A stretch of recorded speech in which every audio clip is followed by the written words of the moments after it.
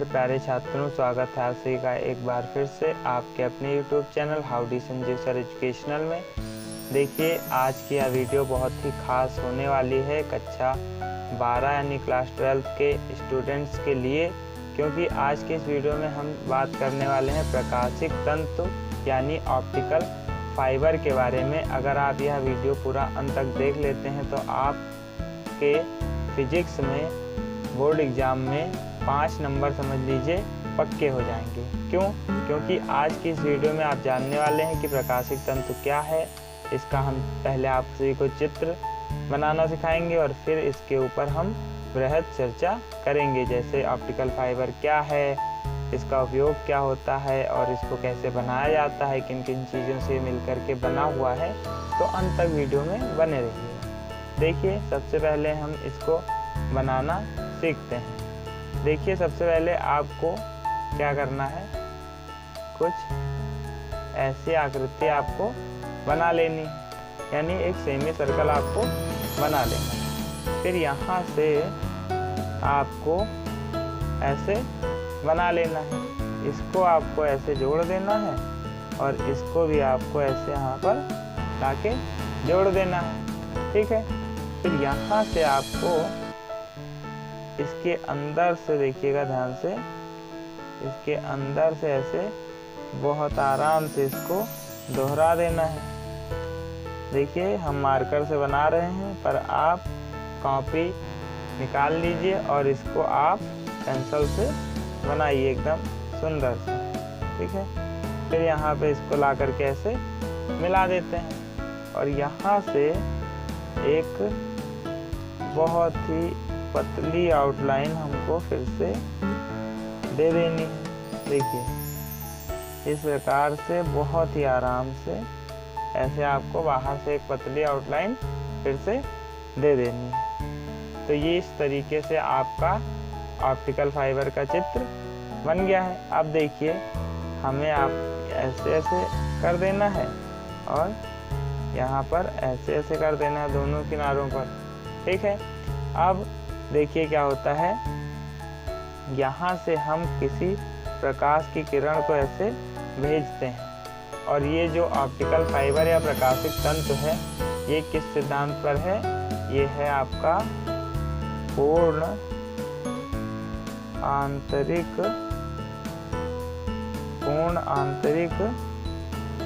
परावर्तन।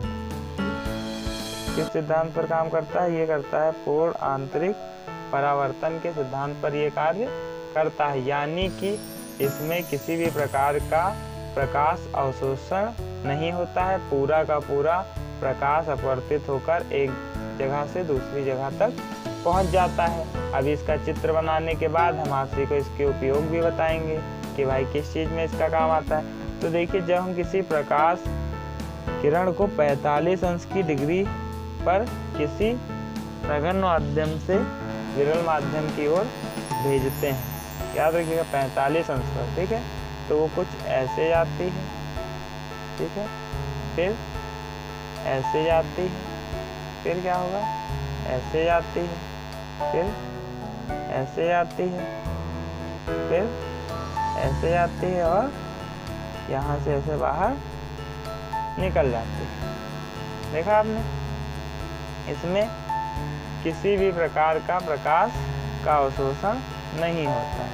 अब क्यों नहीं होता है, ये भी एक सवाल बन गया।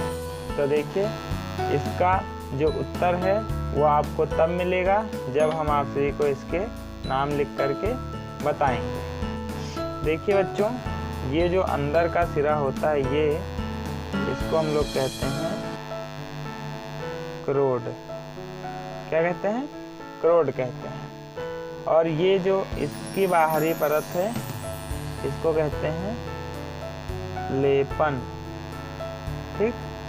और ये जो सबसे बाहरी लेयर है, ये वाली परत, इसको क्या कहा जाता है? इसको कहा जाता है कुचालक।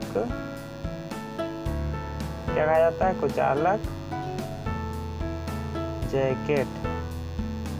इसको कहा जाता है कुचालक जैकेट। ठीक है। और ये क्या हो गई आपकी प्रकाश, ये हो गई आपकी प्रकाश किरण। कैसी प्रकाश किरण?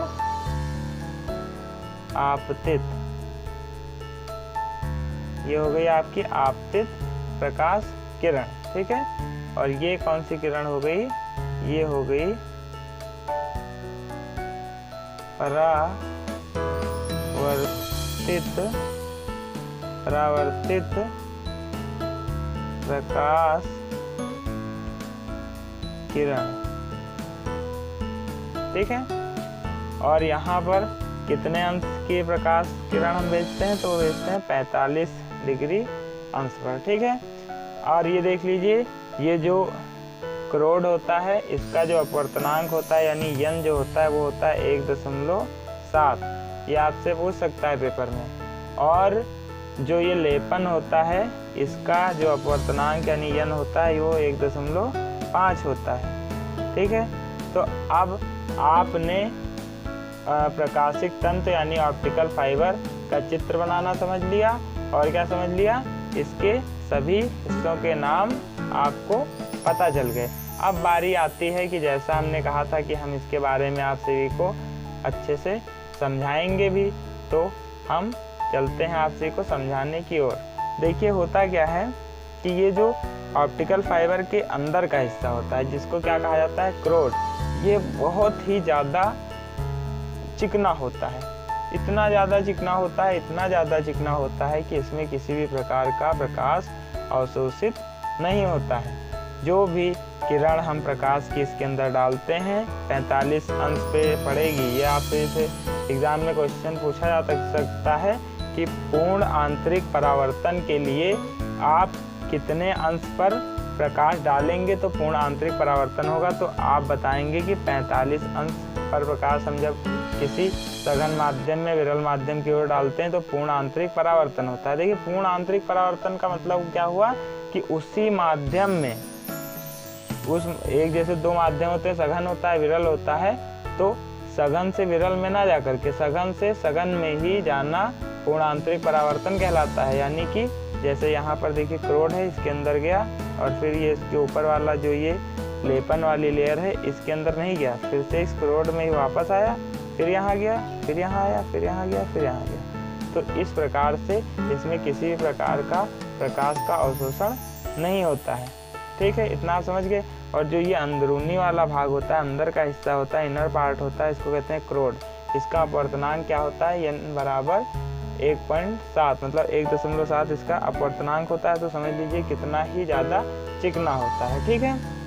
फिर जो लेपन होता है इसका अपवर्तनांक 1.5 होता है। ये इसके अपवर्तनांक से इसका अपवर्तनांक कम होता है, इसीलिए ये विरल माध्यम है। और ये कौन सा माध्यम है, ये सघन माध्यम है, ठीक है।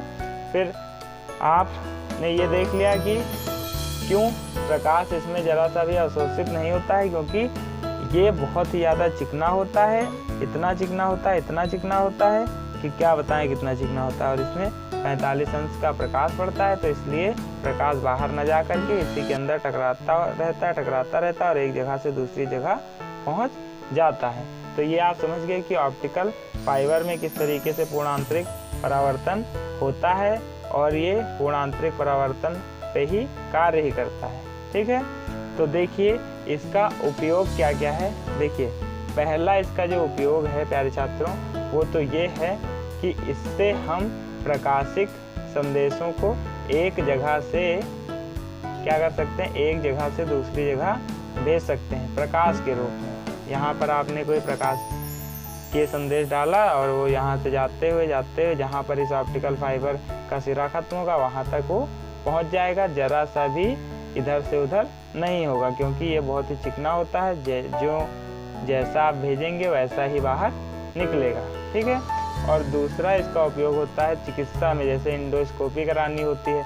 आपने देखा होगा कभी कभी क्या होता है, जब कोई डॉक्टर के यहाँ जाता है, वो सीरियस मैटर होता है, उसके पेट संबंधी कोई बीमारी हो जाती है, तो डॉक्टर उसके मुंह में ऐसे तार से बना हुआ कुछ डालता है, उसके आगे ऐसे छोटी सी लाइट और कैमरा लगा होता है, उसको एकदम अंदर आँख तक भेज देता है और फिर यहाँ स्क्रीन पर उसकी पूरी अंदरूनी संरचना दिखती है और जो गड़बड़ी होती है उसको बाद में डॉक्टर सही कर देता है। तो पहला आपने क्या देखा कि प्रकाशिक संदेशों को, सिग्नलों को भेजने के लिए एक जगह से दूसरी जगह ऑप्टिक फाइबर या प्रकाशिक तंतु का इस्तेमाल होता है।